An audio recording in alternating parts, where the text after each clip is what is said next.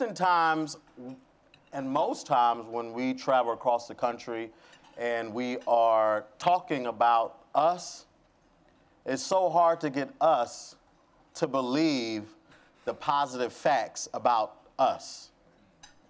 I was giving a speech about black men as assets, and I gave some facts about black men being, black fathers take care of their children more than any other racial group in the entire country. Whether that father is in the home as a husband or boyfriend, or whether that father is outside of the home, not with the mom, but bathing, taking them to school, interacting, all that. Black fathers are leading every other racial group. I gave that speech at a young millennial black event. It was a lot of women in the room, and no one believed me. Well, what about this? What about that? And then we start talking about their fathers and their uncles and their friends. I'm like, do you hang with deadbeat dads? Do you hang with drug dealers? Do you? And they start telling about all the great things, black men in their lives. I'm like, you know the story. So then we beg to question, who do you think you are? And who do you think we are as a people? And so we just want to give some insight into the life of a Be Me leader who is out there doing amazing things and has powerful stories of triumph, victory, and sacrifice.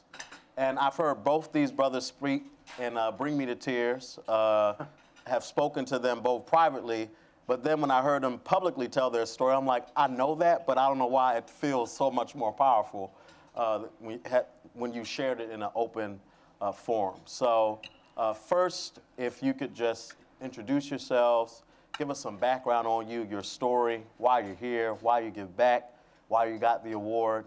And Leon's a little nervous, so I'm gonna throw it to Brother Shawn first.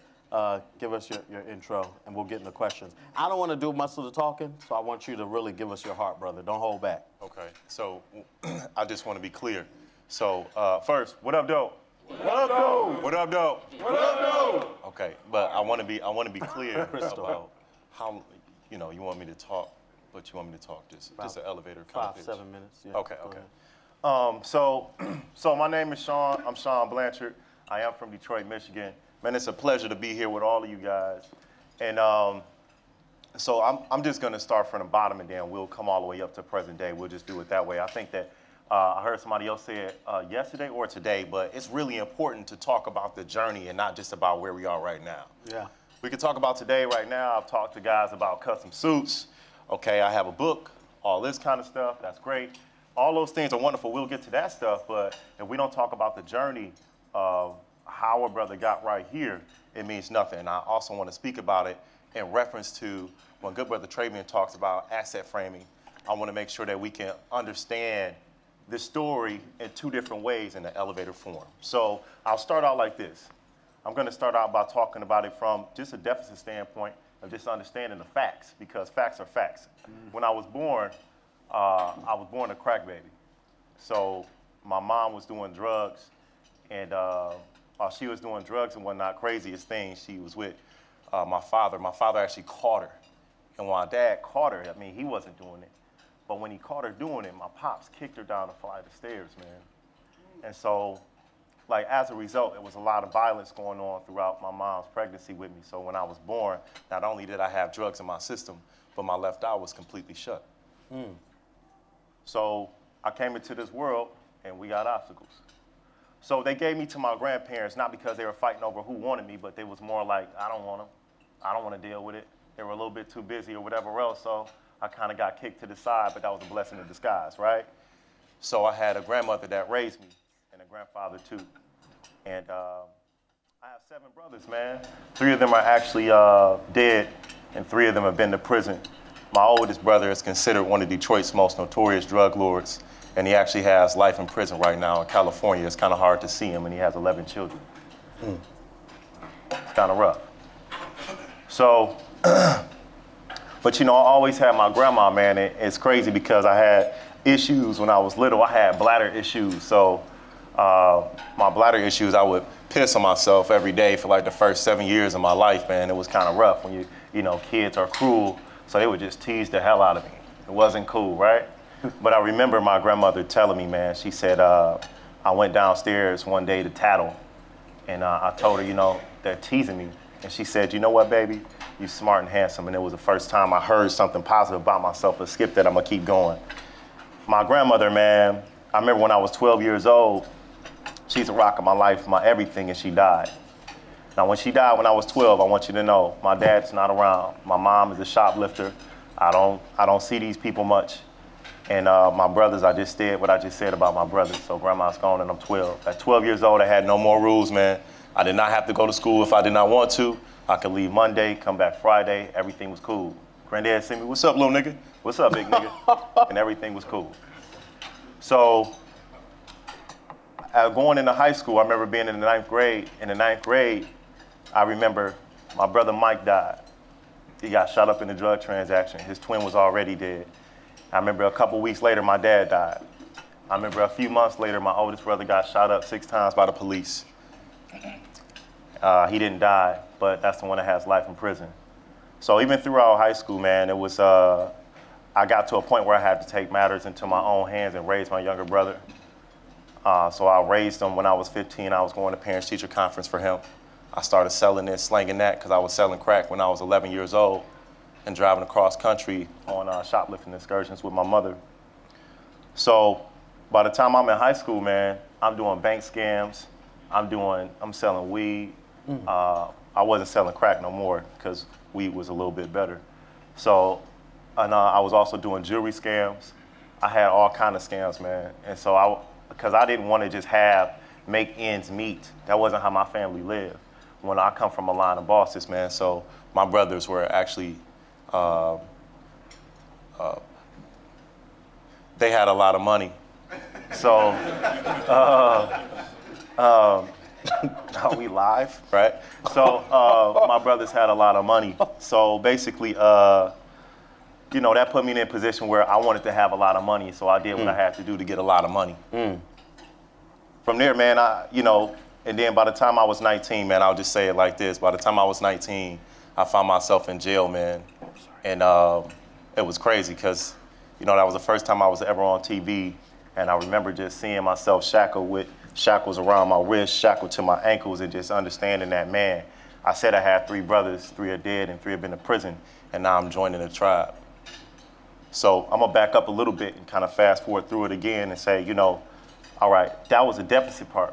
That's the part that's where we tell the one side of the story. But telling the other side of the story, I can talk about it and say, you know what, man, when I was born, okay, you know what, I was fortunate enough to have my grandparents that took me in. I had a woman and a man in the household.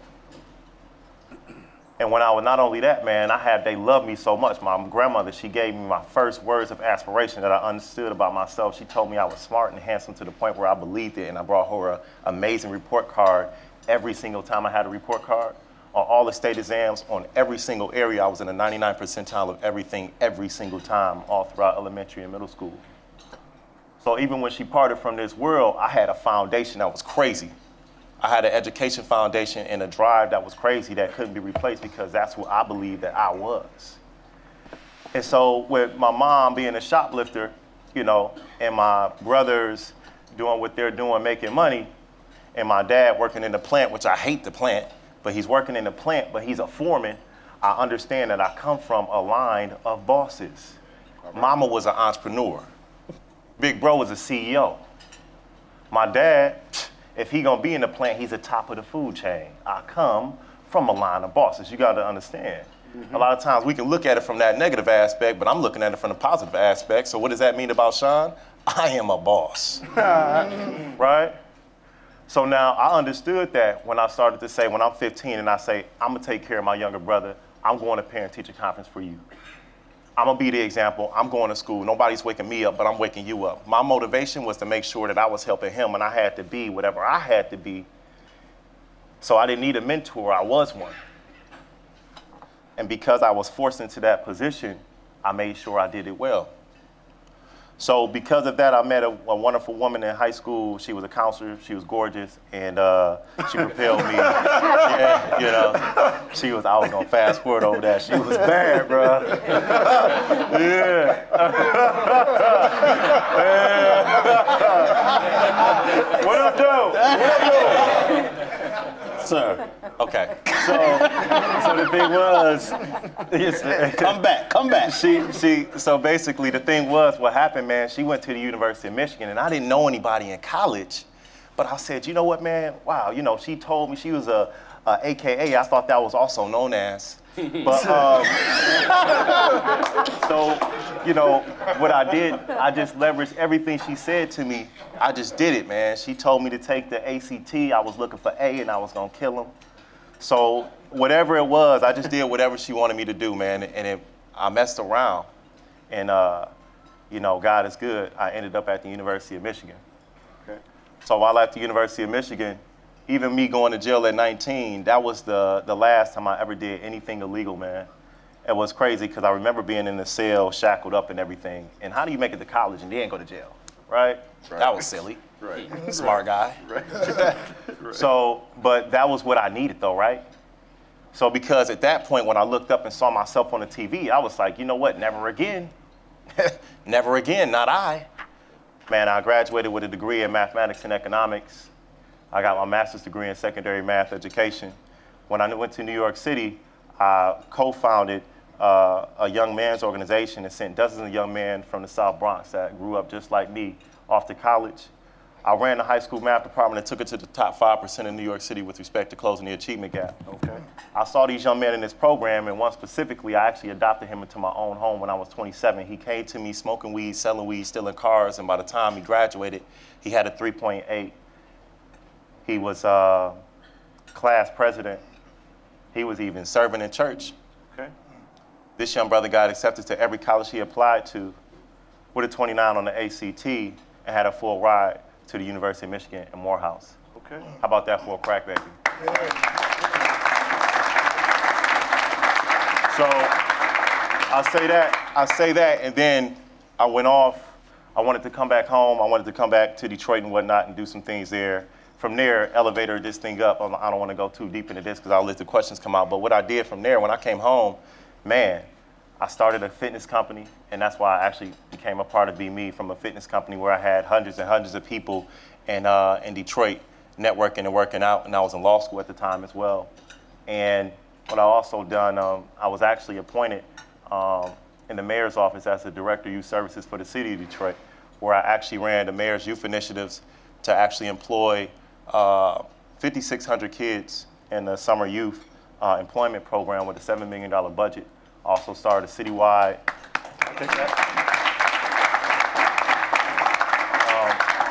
Also started a citywide elementary soccer league for the mayor as well, and I also ran the My Brother's Keeper initiative for the city of Detroit.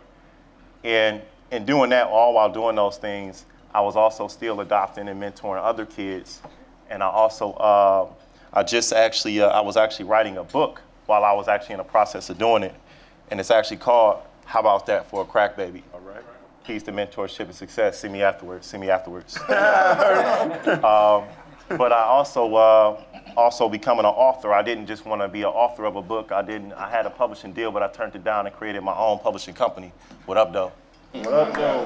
So, royalties all mine. What up, though? Boss. And what I did from there too, I also, so snap suits. So I wear suits all the time, so I might as well be an owner of the company. Holler at me. $250 with a 14-day turnaround. We'll get you together. We get you right together. So, what up, though? What up, though? So I would say, man, like life is very different for me right now from where I grew up to where I am right now. There's a lot of really good things on my book just came out this past Monday. I sold 1,000 copies on day one. Okay.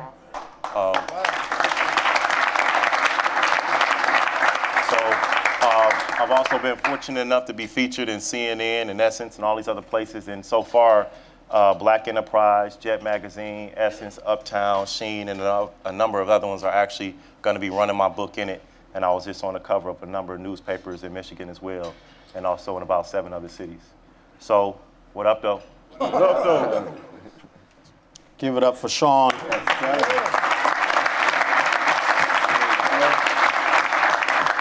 So I met Shawn a few years ago through Be Me at his Polish State.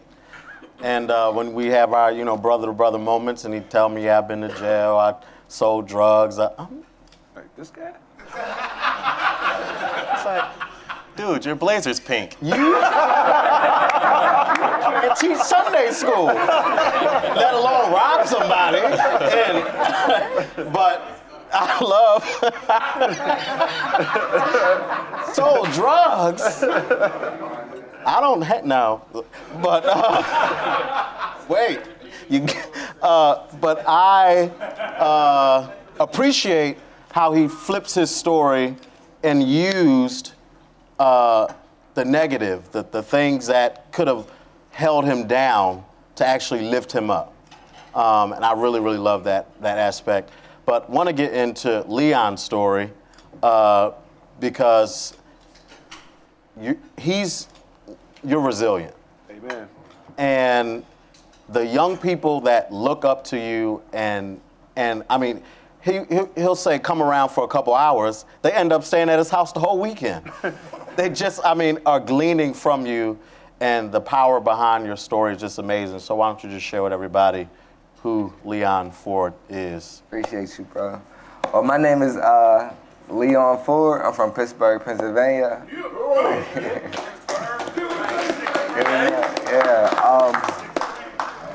So my story. So a lot of people see my story on TV and in newspapers and stuff. I'm a quote-unquote victim of police brutality and misconduct.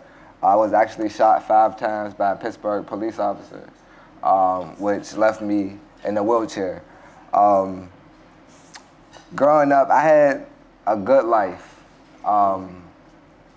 My dad, although he wasn't in the household, my father was very active. To this day, he's like, anybody that know me and my dad's relationship, that's like my right-hand man right there. My mom was a beautiful woman. She did everything she could and more for me. I mean, if I wanted a dirt bike, I got a dirt bike. If I wanted to go to Jamaica, I went to Jamaica, Disney World, everything was good. So when I was 18 years old, 19 years old, that's when I had got shot. And up until this point, life was good. I was the average 19-year-old, just trying to figure out what exactly I wanted to do with my life. I applied for college. I was painting cars and doing body work at my uncle's shop. I was rapping. I was producing music. I was boxing. I was doing just about everything. I was just being an average teenager trying to find my place in society. After I got shot, I went through this deep stage of depression. I was suicidal. And it was a different type of suicidal though. I didn't have the strength to take my own life, so I would, contemplate about putting myself in a position where somebody else could take my life. So it was a very painful moment for me. My dad, my mom, my family, I was like, everybody in my family, I'm like their favorite person. Like, all my uncles is like, yo, that's my nephew right there, like my whole life. My aunt is like, yeah, Leon can come stay over here, So I was just loved on by so many different people. And it showed when I was in the hospital because, like, in the hospital, I had the whole people was coming in from everywhere, supporting me and loving on me. But, to a certain extent, when I had got shot, it just took a piece of me where that wasn't even enough, right? I was hurt so, I was so low that I had to, find God and really love on myself before people can give me that love and the support to take me to the next level. And in these low moments, that's where that happened. I started to appreciate God more. I started to do kind of not look at my physical desire to walk again, right? Or my physical desire to be the man, to be popular, to have all these social media followers. I mean, all that didn't mean anything when it came to my spiritual purpose.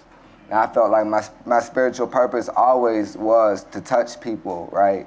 To really change the world. But I wasn't navigating in my spiritual purpose, and I was forced to navigate in my spiritual purpose by one of my physical desires being taken away. Not only one of my physical desires, but all of my physical desires, because when I had got shot, I was completely broken, right?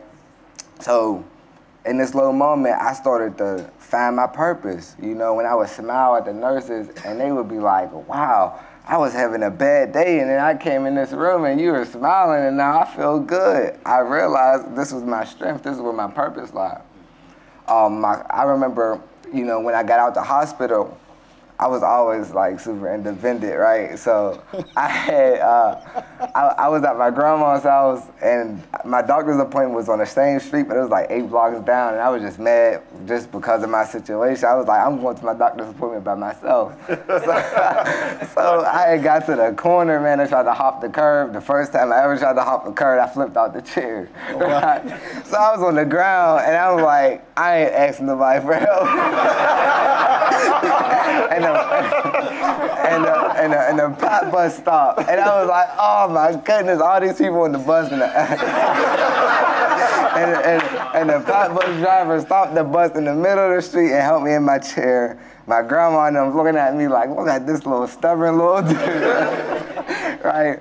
So I was just so mad, man. And my grandma had told me, she was like, man, don't be mad. She said, now you're gonna change the world. You're gonna be speaking to all the young dudes and leading them, and you know, you're gonna show them how to be positive. And this is at a point in my life where I had a lot of young people around me, but they just wanted to be around me. They didn't know why, and I didn't feel like I could lead them, right? But she had told me if you could get 30 young dudes to be in a music video, rapping behind you with red shirts, you could do anything. You could lead them to do anything. And I started to internalize that, and I started to wear that. And you know, Brother Jason Rivers in the back, he's a 2016 leader. He had, now my grandma spoke life into me, but he had showed me it was possible, right? He said, yo, Brother Leon, let's come on and speak at the school, right? I didn't know I was gonna be speaking in front of, you know, about 200-300 young men.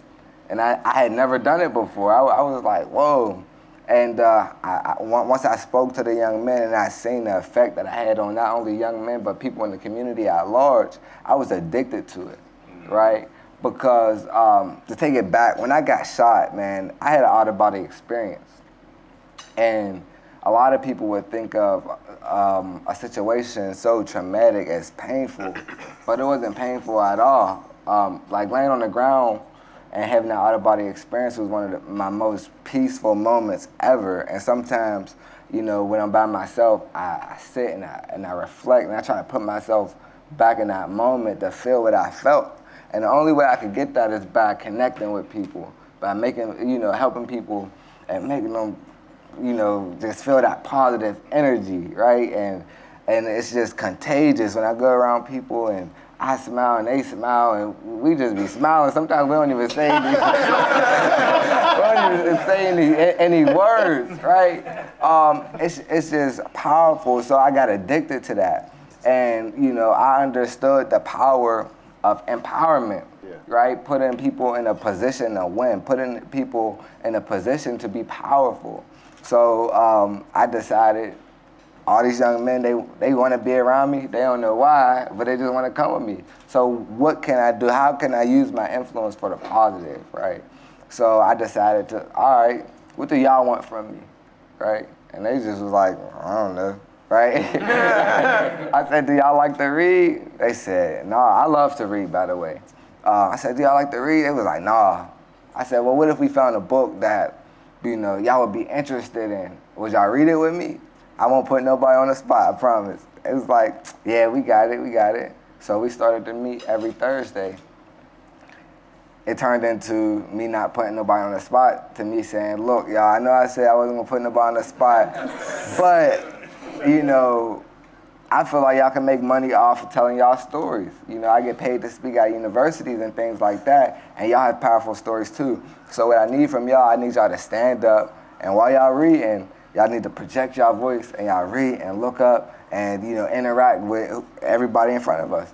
And they said, all right, cool. So every Thursday, that's what we do. And not only do we read, we talk about the book that we're reading in relation to our lives and things that we've experienced. So the piece is really about leadership development and critical thinking, because I believe, if, you know, once you pull out them leadership characteristics, which we all have, right, and, you know, focus on that critical thinking piece, you could do anything. You go anywhere you go in the world, you know, you'll stand out because you're a leader and you're a critical thinker. Whether you're an architect, entrepreneur, author, no, it doesn't matter what you went through in life. I'm sure we all have been through painful situations, but once you're a leader and a critical thinker, you can overcome any adversity. And we seen that yesterday with our experience at the White House. Thank you. Give it up for Leon.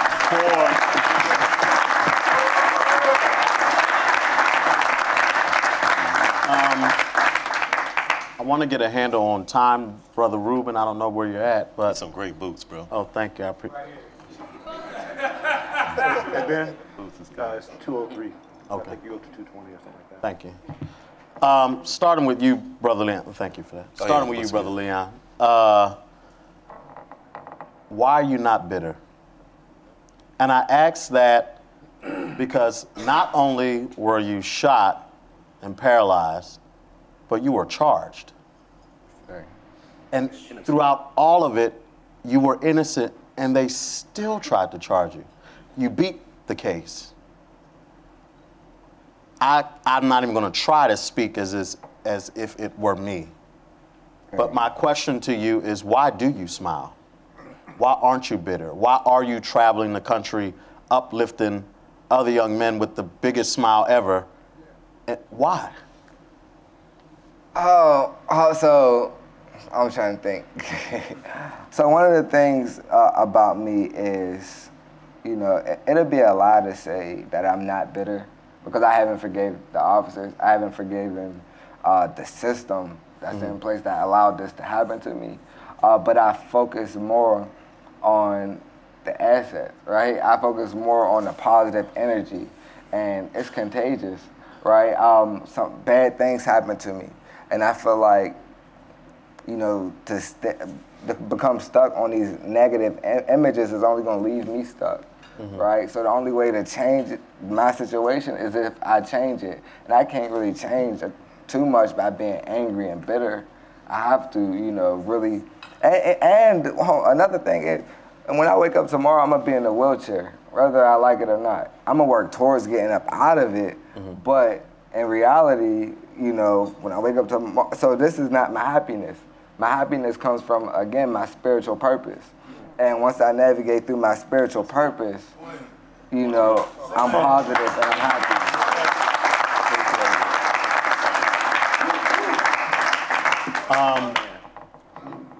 Shawn, why are you not broken?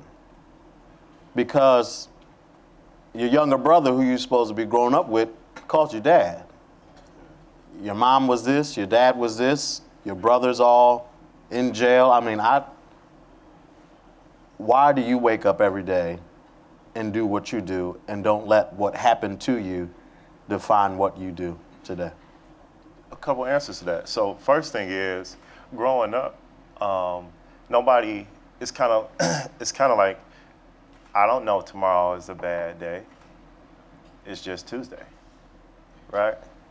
You don't know anything different. It's just like, okay, mom is mom, not here. Dad is dad, not here. But grandma's over there, so let me go say hey, right? know? So it's kind of like you do what you do, right? So I feel like I always like to absorb and extract the positive energy of whatever moment I'm in. And I just love to do that. And I think that, like I do have a younger brother. I was just talking to him this morning. We do our 7 a.m. calls in the morning. And he has, the one I was raising throughout high school, he actually has 12 to 20 years. He just did 10. And so we were just talking earlier today, and the question is, I mean, how's he so excited, right? So, and the thing is, because for me, I get so excited because every day or my whole life, I've always been looked at as the savior guy, the smart guy. Whether it be my brothers doing whatever they doing, whether it be my mom, whether it be my pops, whenever I see them wherever, always had a sense of who I was real early. And because I knew that who I was attached to my intelligence, and that's something that I could curate, whatever other people are curating, I didn't give a damn. It really didn't matter. You know what I'm saying? So, yeah, I just leverage. I think that's the key of life. Like when we leverage what our own unique greatness is, how you gonna be mad at that? Yeah. Okay. Right? That's just like you, bro. You know what I'm saying? When you're talking about, oh man, like I have this, I'm gonna be doing that. That's what you're focusing on. We're focusing on, like, we're spirit beings having a human experience. Come on, right? So it's like when we really get in touch with that understanding that, no, don't be fooled by what you see. We're spirit beings having a human experience. So whatever it's like, oh, I hurt this, or oh, this happened in life, at the end of the day, your purpose is not done yet or you will be dead. Okay. Right?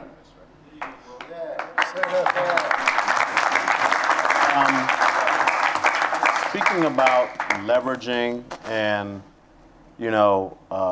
walking in your purpose, your spiritual purpose, this network here has provided a lot of opportunities for me. I was able to do so much because of the brothers in this network. How have you worked with the brotherhood to build in Detroit? You know what? I think that, and that's pretty cool. I know a number of brothers. I've come and I spoke at a number of brothers' different schools. I mean, everybody can freaking raise a hand. What up, though? What up, though? Man, I think we go all in each other's schools all the time. We all in each other. Phil, is that one of my? No, that's one of my suits. But Phil got 2 suits from me. You know what I'm saying? But it's like it's like this. Whatever we're doing, whatever another brother's doing, we're always there to collaborate, connect. It's been a number of brothers that's come out to my fitness company, a number of brothers that buy my suits, a number of brothers that have already bought books, just like the rest of all of you.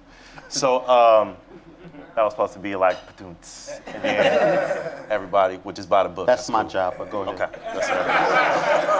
Buy the book. Buy the book. Okay. And how we'll continue to do it is everyone can buy my book.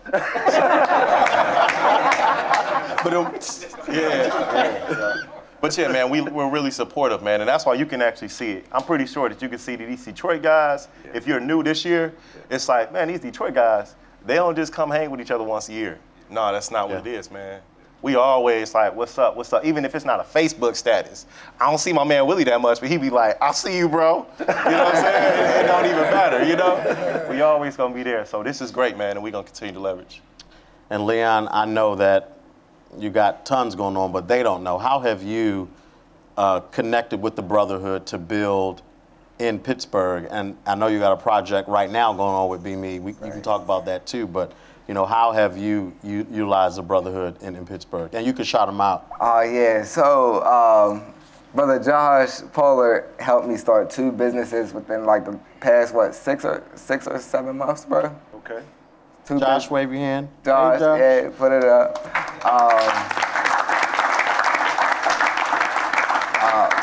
Brother Jasiri, man, he's like a superhero, man. He's like, before, like in the beginning of everything that I went through, I didn't get the Mike Brown response and the Trayvon Martin response. So we really had to push my story. We had to make people listen. And he was like trailblazing, like everywhere. Even now, like when I'm connecting with people in other cities, they would be like, this sounds familiar. Jasiri X. I was like, yeah, that's my big bro right there. That's Jasiri Smith right there. Doctor. Dr. Jasiri Smith. So we'll see Jasiri X tonight. Yes, sir. But even anytime I need, I have any questions about anything, I reach out to a bunch of the Be Me brothers. And even right now, me and Brother Harry and the Be Me community, we just got $75,000 to do some work on the north side of Pittsburgh. We'll be awarding 40 young men on the north side of Pittsburgh with $1,000 apiece to do projects on the north side that's going to benefit the north side of Pittsburgh. So.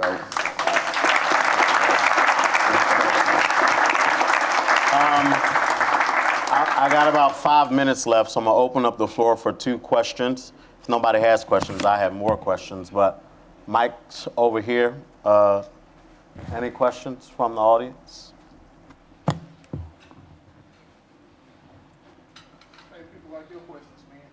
People like my question? Got one over here, Otis.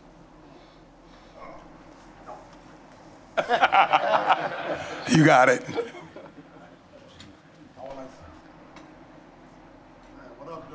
What up, though? Hello? Oh.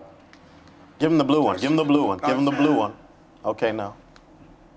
Yes, I believe I speak for all of us. I'd like to commend both you brothers on your determination. And I know, my brother Shawn is from Detroit and, has come through. And the other brother, if there was, well, first I would like to know what, from both of you guys, where do you see yourself in 5 years? We just leave it at that. Yeah, I'll go first. You're about 28. In 5 years, I definitely see myself not having 1 bestseller, but 2 best-selling books. We can help you make that happen. Yes, sir. A movie. So we've been discussing the Leon Ford movie. What else? I'm gonna go to college. I'm gonna get me a degree. Yes, sir.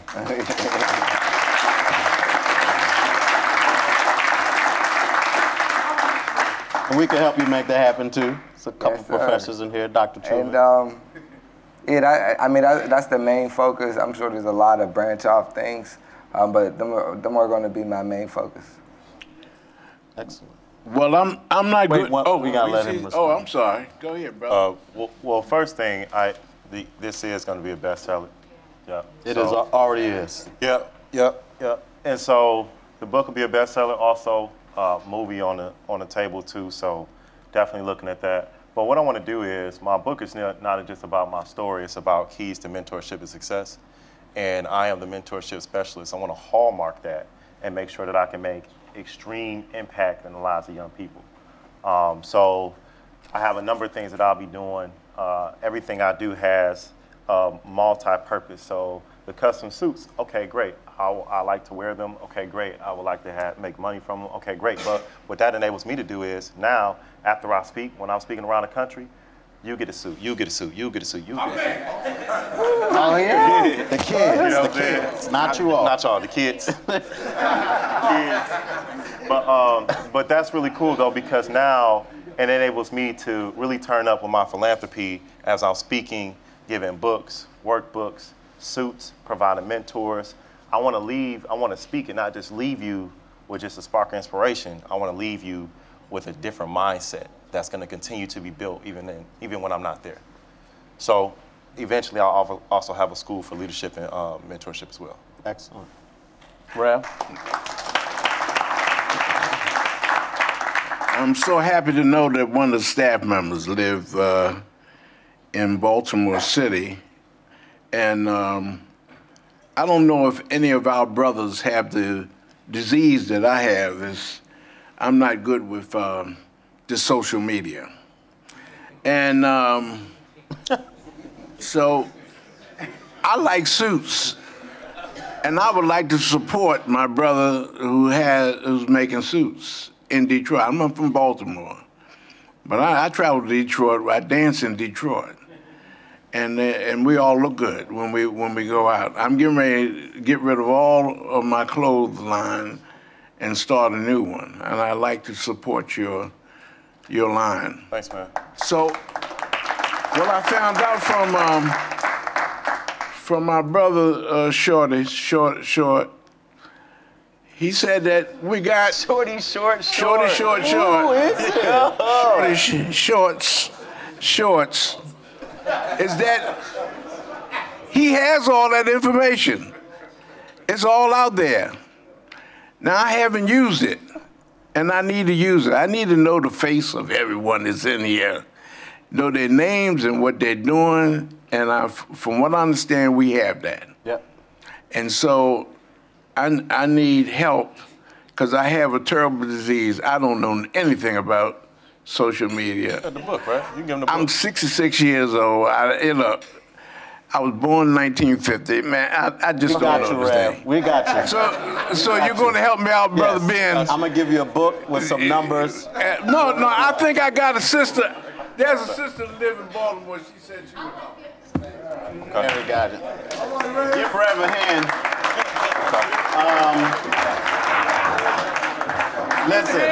Listen, I yield. You got to yield to Rev. Shorty, short. Shorty. Short for short. Because he'll have a name for me, so let him. But last thing, we're down to the last 60 seconds. You were in a room full of people just like you. You're in a room full of, we're all motivated, we're all energized, we all sacrifice, we all give back. We would not be here today if that was not who we are. What do you have to say to the people who get it? What do you have to say to the people who wake up every day and sacrifice and give back just like you in your closing comments, whether it be from a personal experience, from your God moments, from your cold, dark moments when it seems like, you know what, ain't no way out? I'll say, man, respect your greatness. I see a lot of times that people disrespect their greatness because they're observing and admiring others. Okay.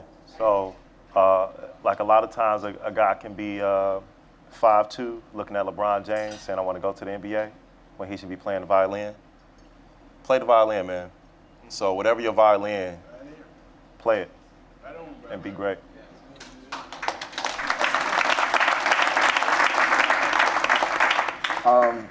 I would say take care of yourself. I feel like a lot of us, we work 24 hours a day, 7 days a week. We don't get sleep.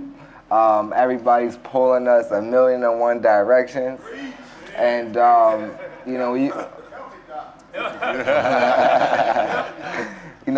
when you're getting pulled so many ways, it's so easy. You can be easily pulled down and not up. You know, so you're in a community. This is a family, a brotherhood where we pull each other up. You know, so if I see any of my brothers, they need rest. You know, I'll say, bro, you gotta get you some rest. Yeah, man, eat good, take care of yourself because that's what's important. You know, don't run yourself thin because, you know, you can run yourself thin and only last 5 years, or you can take care of yourself and, you know, be a strong pillar in the community for a lifetime. I'll buy your book, bro. Here we go, bro. My man, yeah. I thought that was for me. Nah, bro, that's for the book. Yeah. For the book? Yeah, that's for the book. You buy me one too. My man. Thank you. Can we give it up for these brothers?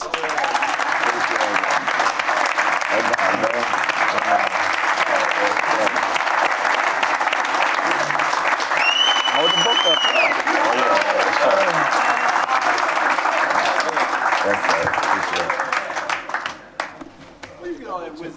So I just want to say it's an honor to share the stage with these gentlemen.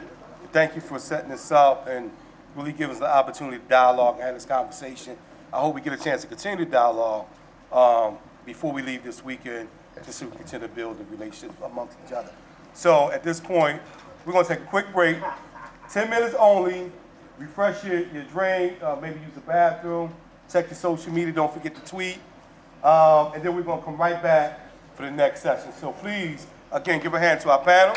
Thank you. We'll be back in this room at 2:30 sharp. We're going to start at 2:30. Philly, where you at?